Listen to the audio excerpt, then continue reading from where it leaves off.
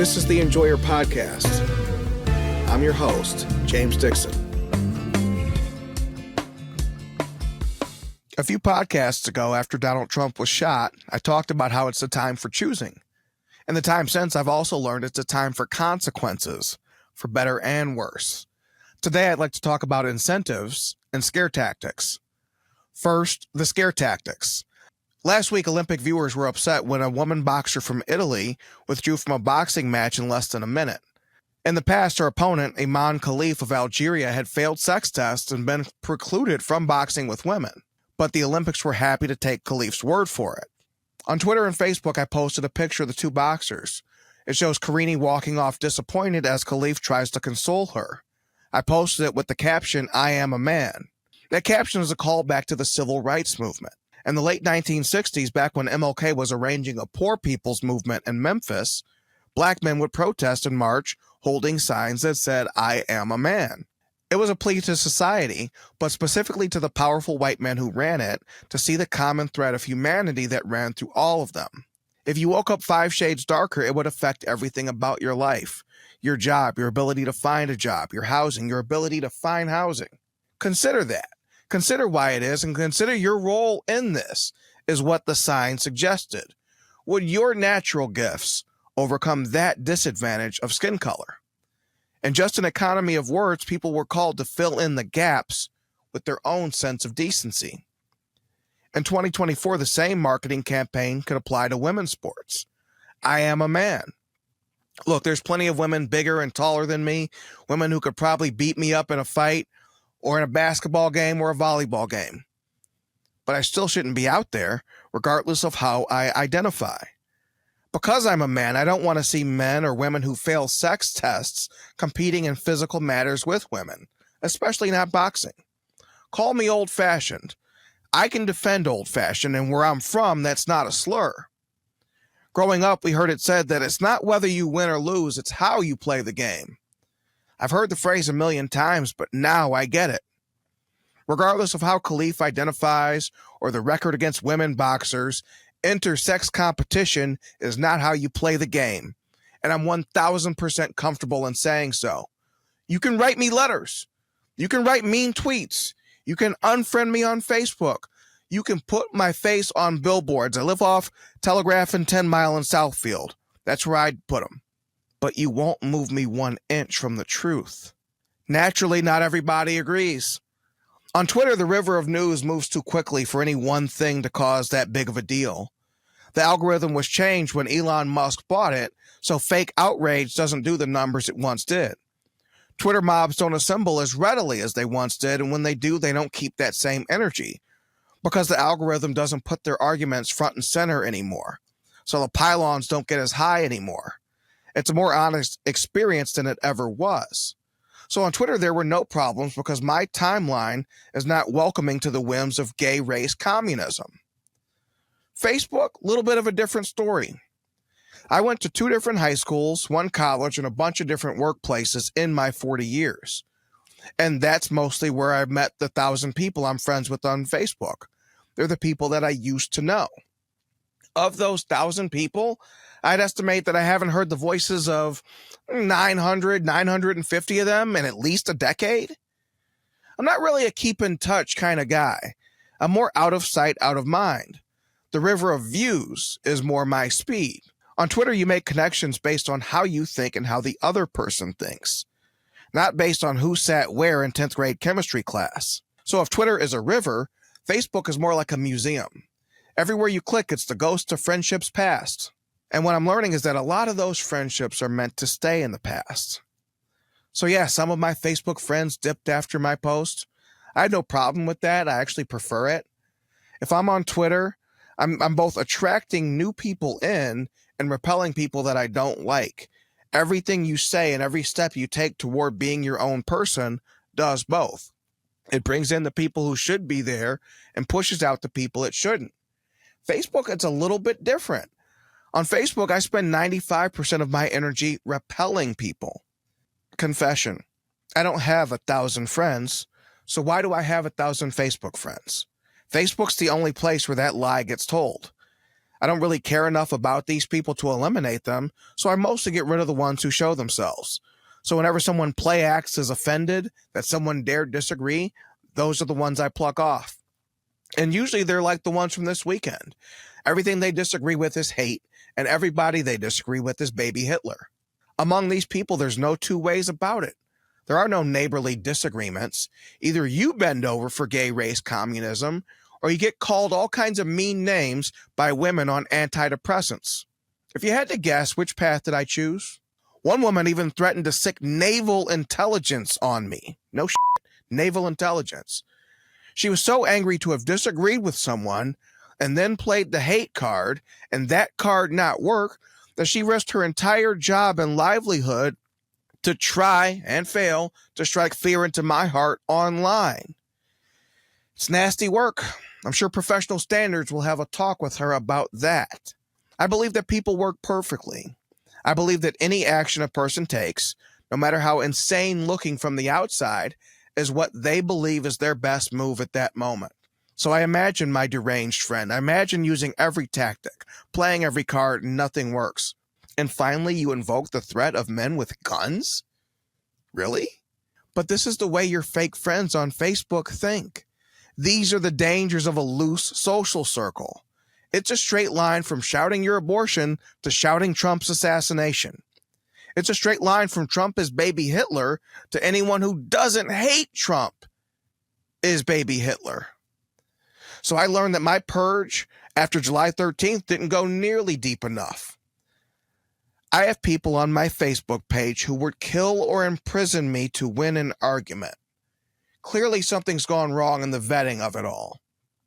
And so the events of this weekend made me realize it's not just a time for choosing, it's a time of bright lines and scare tactics. If you went to anything but Hillsdale, your college list is probably littered with friends you knew from college, some of whom have taken to shouting their abortions. Even among journalists, I've learned this temptation doesn't go all the way away. It's well known in the news business that reporters are not to have candidate yard signs or bumper stickers. It reflects partiality, it reflects bias, it's just not professional. So knowing that, what did a few of my old Detroit News colleagues do in 2022 when abortion was on the ballot in Michigan? They went for Halloween dressed as Proposal 3 protesters, the ones arguing for abortion without limits. How clever. If you leave your politics at home, right about now you're the only one. My question is, why are all the bright lines being drawn by the left? Where have our standards gone? For 50 years, deranged women like my former friend have been told that the personal is political, that the Olympics and the NFL and MLB and everything you love have been infused with politics is completely by design. Totalitarians aren't known for leaving stuff out. So if the personal is political, of course we need a LeBron James commercial about abortion rights. Of course we need Stephen A. Smith pushing for the jab. And the people who tune out, the people who walk away, well, they're bad people too. They're just unwilling to do the work. So what do, good people? Do we follow them? No, where I live, men don't follow depressed women over a cliff. Thelma and Louise are not leaders. That's not a thing. We won't be calling the naval intelligence man on our Facebook friends. But we can learn from them. If you have a friend who shouts their abortion, why is that your friend? If you have a friend who calls you a bigot and would have you arrested if they could, why is that your friend? They've drawn their line, and it's a bright line. And what have you done since the moment you met them? You lived on their side of the line. Everything you say and don't say around them is based on what they'll tolerate, not on what you believe. What do? Do what our friends do. Make the political personal. Have standards for the people you associate with. Take note of their attitude towards themselves, their family, other people, and life itself. Watch how they handle setbacks and disappointments. What do they do then? When they break up with a man, does that man now become the worst man ever? When they lose a job, does that mean the boss was sexist or racist? How they behave to the events of life tells you their character. I actually believe you know exactly who your friends are, and I know exactly who my friends are. We keep them around because their foolishness hasn't affected us yet. But inclusion is not a fruit of the spirit. Inclusion, in fact, has caused so many of our problems now. We don't need to find ways to include everybody we've ever met in our lives. Discernment is a better tool. Who's in? Who's out? Who do you need in your life? Who do you want in your life? These are the questions we should be wrestling with. Life and love is not a set it and forget it enterprise. We have to be adjusting the sails constantly. So our friends on the left believe the personal is political. We pride ourselves on taking nothing personally. You just wonder who's going to fight harder? Who's more likely to influence the other person? Who's playing for keeps? If your friends believe that the personal is political, you need new friends. We fight communism in the public square on election day, and I hope we're all going to vote August 6th for the primary in Michigan. But we fight communism on the home front with every choice of friend or foe. My question is, are your 2024 choices in line with reality? Does your friend group reflect your past or your future? Fortunately, it's not all bad news in shrinking social circles. Business is picking up around these parts. I was blessed this month. After tweeting for free for 15 years, I got my first check from Twitter, just shy of $370. But the second I saw that number, I felt a sense of dread. Not because of its size. Look, this is found money, and I'd never begrudge the size of that. Let's be honest, I tweet for free. I did for many years. Let's be honest, I'd pay Twitter to tweet, and I did that for a few years too. When I finally did get monetized, I figured the paycheck would be more like beer money than bill money. And now I worry that in bringing money in, that the dynamic of Twitter has changed, even cheapened. We can be our most honest self when we're not being self-conscious. When we speak the truth and we don't care who hears it, how they react, how they receive it, or how much money we'll make, that's when we're being our best self. There's a purity to not bringing commerce into things. But we still got bills to pay. There's also a reality to face. So will I tweet differently now that there's money involved? I hope not, because not everything that generates Twitter traffic is healthy for a man, his character, or his career. Early on into this getting paid to tweet thing, I have noticed one disturbing trend. Nowadays, I check my Twitter analytics about once per day. I never did that before. I never knew or thought to care about the numbers before. The only number I valued was followers. And now these interaction numbers affect a piece of my livelihood too. Now fun has been turned into business, at least somewhat. I worry about that.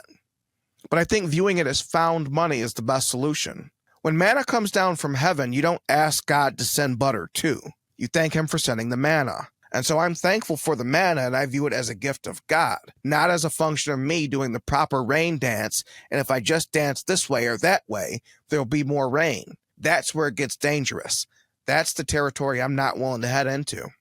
I think about 2 years ago, I did my first appearance on Detroit TV News in April 2022 on a show called Let It Rip. I never worry when I go on TV about looking smart or looking stupid. What's more important is that I be myself. I needed my late mother, and I need my girlfriend, I need my stepkid, I need my sister and my dad, and everyone I've ever known to see me on there. Not some actor, not some performer. It's important they see me on this podcast. Not some actor, not some performer. I never want them to watch me and think I'm hamming it up for the cameras. We can stretch and exaggerate our personalities to make a point, and I think that's fine. But when people cross that line over into fake, they tend to stay there. I notice this often happens when people do something that works once, then they keep doing it. Then it becomes their brand, and then it becomes their crutch. I imagine that's what happened to this guy Mad Dog on ESPN. His claim to fame seems to be shouting into the camera from 2 inches away. So I've seen it myself. A man can be reduced to a shtick in no time. I never wanted that for myself. What people want from a podcaster is what they wanted from a columnist when people read columns. They want one honest take. 1 out of 8 billion. You might not agree with the guy. You might not even like the guy. But he's telling you what he honestly thinks. Nothing more, nothing less. You might not love him, but you do respect that. And that obligation of honesty is why threats and attempts at cancel culture will not stop us and cannot stop us. See, when I see people saying stupid and untrue things online, I block them. I don't want their stupid thinking to infect my timeline directly or indirectly. The block button is how you kill the outbreak monkey. Our friends on the left can't do that, and they don't do that. They don't see you or me holding a different view and just chalk it up as that. I think Mike Cernovich said it best on Twitter. These are people with no internal monologue. They can't hop into your head and ask how you got there. All they see are friends and enemies, and all they know are today's talking points. They're not troubled by how today's talking points conflict with yesterday's. They do what all good soldiers do. They follow the last order given. I read a book when I was 17 that made me immune to bullying from that day on. It was called Stand Up, Speak Out, Talk Back. It's a how-to guide for assertiveness. After reading the slim volume, never again would I be talked out of or shamed out of or scared out of using my perfect right to see the world as I see it and to call it as I see it. 23 years later, nothing's changed. No matter how many crazy women I'm friends with on Facebook, no matter how many dollars I get from Elon Musk, it's the same guy. And so when you listen to the Enjoyer podcast, know this. You're listening to 1 out of 8 billion opinions. It's also 1 out of 8 billion podcasts. Sometimes I'm right, sometimes I'm wrong, but I always set out to make you think. That's what this is at heart. I love when somebody tells me, good podcast. But when somebody can cite a point that I made or that a guest made that helped them see the issue differently, that's what sticks with me, and that's what makes me think we're getting somewhere. So here at The Enjoyer, we walk the narrow path. Our challenge is, can you make it without faking it? Can you tell the truth in a world that threatens and punishes and fires and imprisons and ruins the reputations of people who do speak the truth? Can you make it without verging into Wayne Brady territory, always performing but never memorable? The Enjoyer Project is an attempt to restore sane incentives to Michigan in the hope that sanity itself will follow. So when you see me telling the uncomfortable truth, that gives you room to speak the truth. That gives your coworker you sent the podcast the room to tell the truth. One day, before you know it, you wake up and you live in a culture of candor. But you can't tell the truth until you stop lying to yourself. And that's why we need each other. It's been said that the strength of the wolf is the pack. That's why the Enjoyer is building a community that thinks and talks through these things together. Look, guys, I'm not building a cult of personality here. We're not going to be traveling together to French Guiana. We're not going to be drinking Kool-Aid en masse. My goal is a bit more modest. I want the Enjoyer podcast to be a place where you're challenged to think, to consider what's wrong with the stories you read, and to search for the thing behind the thing. Keeping around your fake friends offers you too much incentive to keep on lying. Whether you're lying to them or for them or to avoid their rage, you're not telling the truth. You're not being your best self. Meanwhile, on Twitter, Elon Musk has offered us incentive to stretch the truth. Shakespeare said that all the world's a stage, but he never imagined that a guy like Elon Musk would be paying all the actors. And so our challenge on Twitter is to do what my grandma told me, which her Bible told her. Be in the world, but not of it. Say it with your chest, sure, but leave the makeup and the clown nose at home. Fortunately, there is a third way, a better way. We'll search for it here together. It's nothing revolutionary. It's nothing new. It's what your mom told you as a boy when you first started to like girls. Just be yourself.